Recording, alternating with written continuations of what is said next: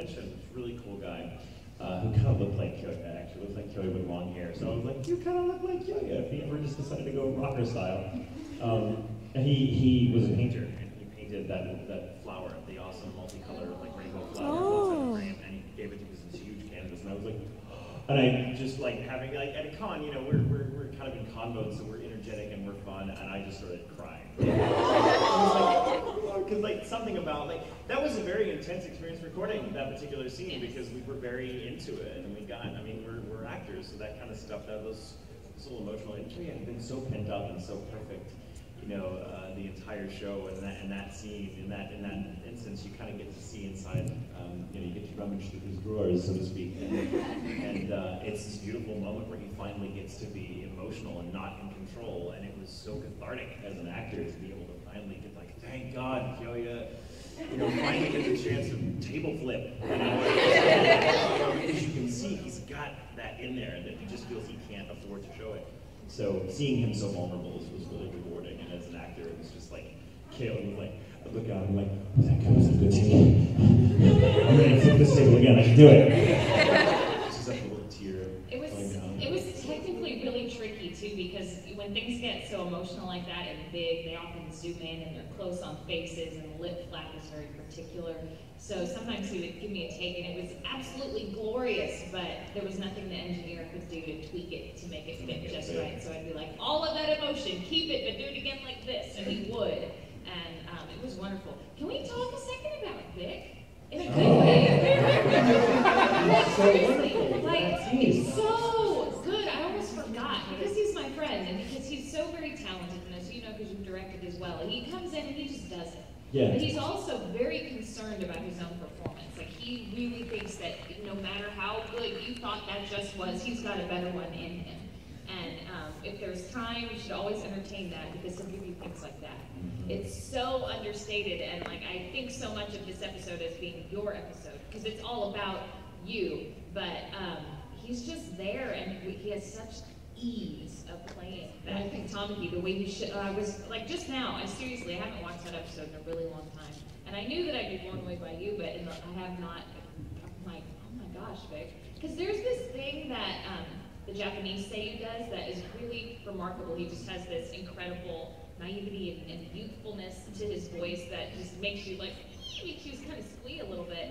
And as a director, I was just so focused on everybody like doing a good job and fitting all of these things that I kind of forgot to make sure that was there. Well, thank God Vic was on point. Right. Because I was watching going, oh, he's got it. I did it like when they're laughing at the kotatsu at the end and all that stuff. Yeah. He's so good. He did such a great job. There's little moments I like to point out about Vic's performance in this particular episode, and one of them is the way he just offhandedly says, oh, my grandmother doesn't like me very much. Like, to him, it's not that. To Tamaki, it's not a tragedy. It's just how things are. And like, he's got just this really wonderful and agile kind of mind that none of us, that it's hard to relate to in a way. It is mysterious, which makes him compelling, because he's just like, that's just the way things are, and the way he just goes from one thing to another, like he's talking about, yeah, I probably won't be here, but I could be an astronaut, or maybe I could open an animal kingdom in the north, and the way you say it's utterly in earnest, like that's just his mind. He's got such a wild imagination that it doesn't occur to him, I think, that everyone else would go, what are you talking about? And so and then, you know, and here's Kyoya, who's been quiet and very, you know, submissive this entire time, suddenly flips a table over Tamaki, God knows what, because Tamaki doesn't know what he could have possibly said. He was just calling it as he saw it. And here's suddenly this very calm character is now straddling him and got him by his sweater and is like, wow. And he's just kind of like, wow, huh. Well, somebody is emotional. You should know, because I believe you haven't read the manga, correct? I have not. I think it's really cool, and I didn't realize it until now, because now I have read the entire manga. But there, you're like, you grab a hold of him, like, how could you give up so easily? Why wouldn't you want to be the heir to your own like family's fortune and all of that? And at that point in time, like Tamaki, he's just, you know, like an 8th grade kid, 7th or 8th grade kid. He doesn't care. But you should know that I think Kyoya, in that moment, did have an influence on him, because later on, and it's not really a spoiler, he does decide to take an interest in the family business and becomes completely caught up in it. And they realize that all of his experience as this kind of, you know, father of the host club makes him fantastic for this family business, which is like hospitality and resorts and hotels and everything. So he totally goes after it. So it's all you. How just they dovetail, their personalities dovetail because Tamaki lets loose and he's crazy and he has such imagination, and Kyoya is very reserved, and he has a great deal of imagination too, but it's more concerned with, the ends getting to the means, because Tamaki just wants to have fun and experience everything. He wants to do all the things. He can't decide what he wants to do, so we're going to do all of it. And I can relate to that as an actor, because one of the reasons I'm an actor is because I don't know what I want to be when I grow up, so I'm going to pretend to be everything. But Kyoya, I can relate to Kyoya in that situation too, in dealing with that friend, because I feel like in high school I had a very similar group of friends. We were in the drama club, which is a lot like a host club. The drama club. And that, so all the types are kind of represented there in the show, and I'm like, I was the mother hen. I was the one whose job it was to be like, now, everyone, we have to be considered. We can't let's not get in trouble. Let's see how much this costs. I think that was kind of my role to play. I wasn't as cool or suave as Kyoya by any means, but I was the one that was slightly less insane than my friend. So I was the one that'd be like, no, that's a terrible idea. We can't do that. There's so much, like the whole thing with Kyoya in that episode with his sister, who's marvelously played by Christina. Thank you. I was blanking on her name for some reason because I just think of her as Kyoya. There's these little very subtle moments that you only pick up on, I think, if you watch that particular episode many times, as I have. And when he's just kind of sitting there and he's writing in his little black book and he's writing like calculus equations, like just everything, everything is equal, everything is, there's no, everything is black and white when it comes to math for the most part, and that's what Kyoya is concerned with. How do we get from point A to point B? And then when she starts saying things like, little things like when he's talking about his friend that wants to, or his friend that wants to take him to the out in the country, the observatory, she's like, why can't you just hang out? And he just kind of, the thought never occurs to him, and he goes, what? And the fact that she's trying to, the whole symbol of her taking stuff out of his drawers and not being able to put it back, and he's very reluctant to let her do it, because that's kind of the symbol for everything he's got in his mind and how much he has to keep inside, and the drawer's locked, because once it's out there, and there's nothing he can do with it, he can't take it back. And you can see that reflected in when he finally just kind of goes, when he finally gets that tone with Tamaki, and instantly you can see him chastise himself. Now I can open the drawer, but Tamaki, but what he learns in that moment is Tamaki is okay with it. Tamaki welcomes that kind of, that emotional honesty. Yeah, because that's how he is. Like, he doesn't really hide. If Tamaki hides anything that he feels, he doesn't want anybody to know it if he's, like, really and truly and deeply sad. And the only thing is, like, that really makes him feel that way is the issue with his mother. Right. But yeah, Tamaki's just out there. Like, here's what I'm feeling right now. He wants everybody to know it. It's weird to him when other people aren't the same. And he's so, like, that little moment after Kyoya rises, and he's like, wow, your face looks really evil right now. He's happy. Yeah, he's glad. He's glad. He's like, finally, there you are. There you are. Exactly. It's such a great moment, and Vic's performance so communicates that in a way that I think is, I don't know, Vic is a really subtle actor, and I love his performance as Tamaki. Because I was local to the studio where we recorded this, and I could go in anytime I wanted, I usually had the luxury of being the last one scheduled.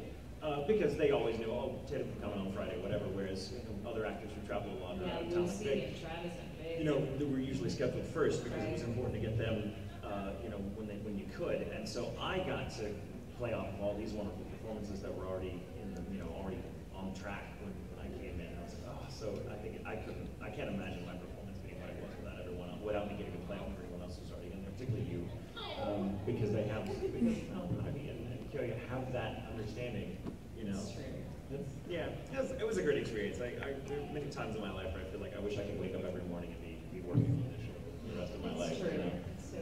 Because it's just one of those experiences where, as an actor, it not only kind of gave me fresh eyes in terms of what I do. I mean, because voice acting is very different than other kinds of acting, and sometimes it's easy to think that it's not as fun as, say, stage acting or film acting, where you feel like the experience is more organic or more real time or more challenging for other reasons. But it's still, like, things like this still make me think, no, it's still just as much fun and just as rewarding as any other kind of acting for the same reasons. You just have to kind of be a little more imaginative, which is what it's about.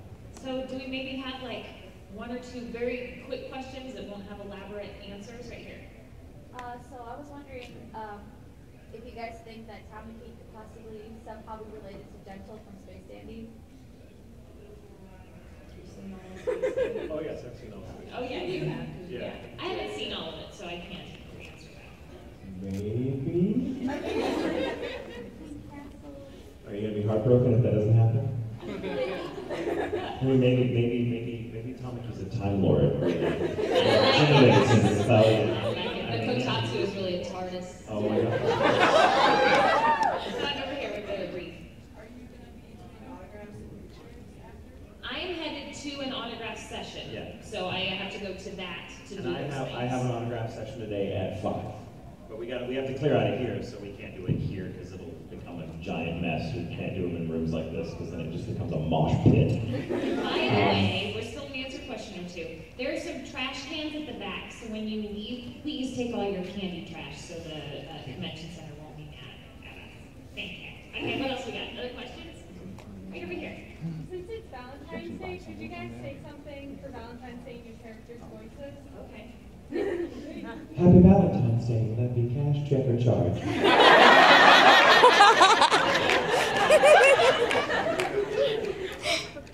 So for Valentine's Day, Kyoya Senpai is taking us to a restaurant for all of his sushi favorites.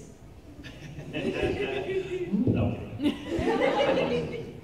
But that's like one of your bloopers, I think, because you're like you're talking about ordering sushi from a place, like, and you can get some of your sushi favorites. I made that up. Cool. What else? We've got another question, huh? Right here in the blue. PJs. Who's your favorite twin? I like Kaoru. Kaoru is the sweeter. He seems the sweeter of the two. They're both a lot of fun, but Kaoru just seems a little more sensitive, and it's like, I don't know, between the two of them, he's the one that's a little more kind of in the background, because Hikaru is so overpowering. So I relate to that twin. Like, he's the one that's like, hi, I'm just here. I think that if they were real people, though, I would be drawn towards Hikaru. But I really do like Kaoru for his sweetness and the balance that he brings to the two of them. So it's very hard for me to answer, but there you go. There's your answer. Over here. Favorite line from the bloopers? Favorite line from the bloopers? This is the fire of my anger for you, Kyoya! I am the Dragon King! It's all improvised. I love Patrick Seitz improv when he's screwing up Nakazawa's line. He's like, Rosebud. I died. He's talking and he's doing wonderful things. Stray cats, wow! Like, what's that? Walking and frisking. There's a whole section of the bloopers that is the Patrick Seitz show.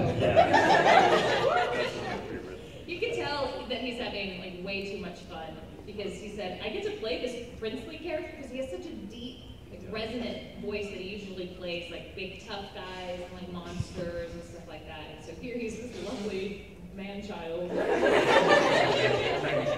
We called it the lovely man-child. What else you got? In the back, in the white. Your favorite Kyoya line?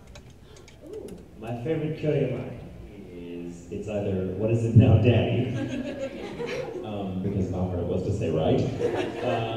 Or you can always pay me with your body, which I can feel weird saying to you because you look 12. I'm going to say my favorite line is, oh, Booty is beautiful. Let's just go with that. There's so many. There's so many of them are super, super good. But I really enjoy because it's more light and playful. Most of the lines in episode 17, but it's an intriguing notion in its own way. It's just it really kind of sums up their relationship, Haruhi and Kyoya, and how they really get to know one another in that episode. So I like that line. What? There's a lot of depth. There's much different. What else have we got? In the hat. What was your reaction when you figured out, like, who the character really is? Like, Kyoya is so quiet back, or Haruhi just stoic, whatever. What did you think of the character when you realized you were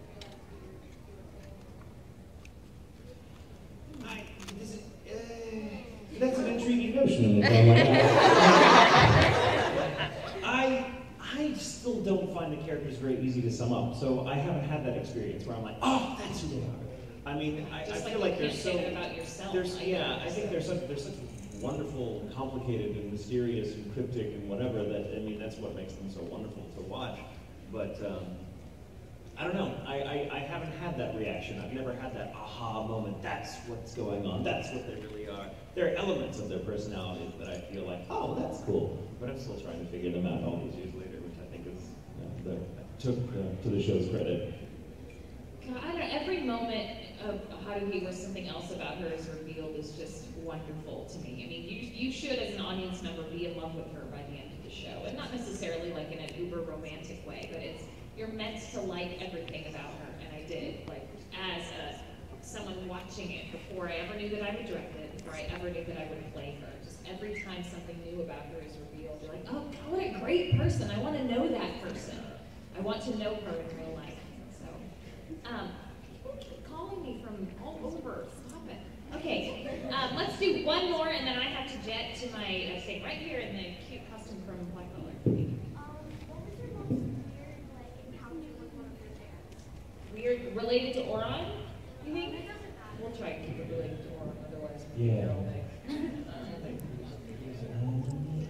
I know mine, I hate it, but I'll tell you, because that's the point of this question. When we premiered Ouran in 2008, I was at Anime Vegas in a very tiny room, and they didn't have any larger rooms for us, so everyone was just crammed into a room that's like a third of this size and very narrow.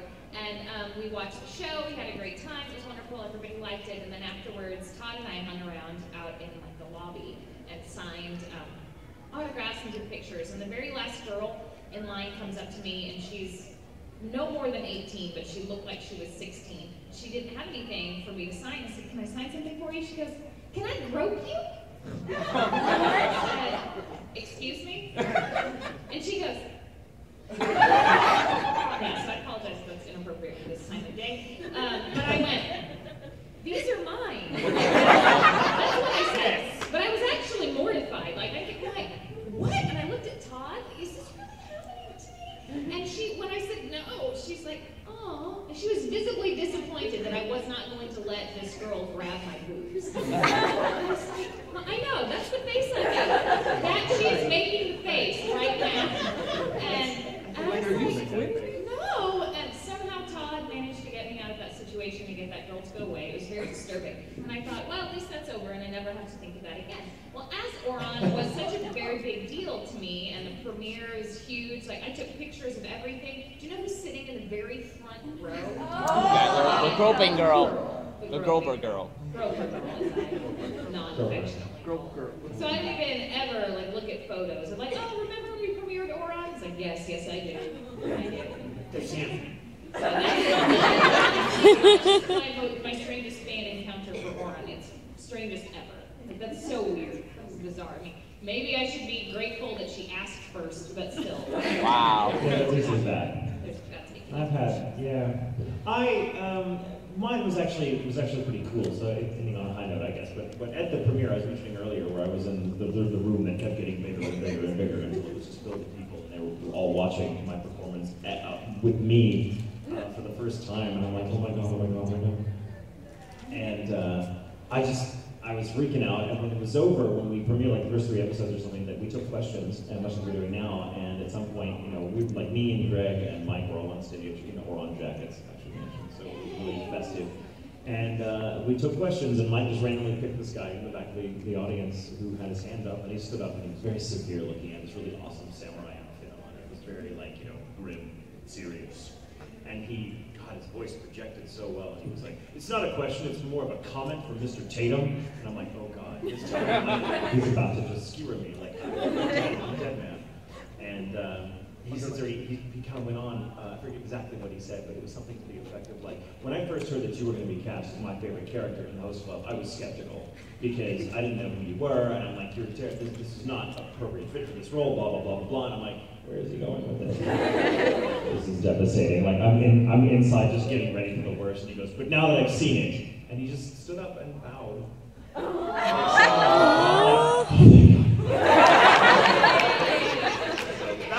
That was my weirdest but also coolest thing. Got scary and so. All right, well, You guys have been awesome. Thank you so very much. If you have questions, feel free to ask us in the autograph line. That's cool. Tatum and I will be together again at the Titan panel. Yeah, yeah. Woo! It's in 3 o'clock or so. Come to that, and I have to go, so don't Yes. mock me. So please, everyone, as she's leaving, I have to leave as well, so this is not the time for autographs or pictures or huggies, because we have stuff.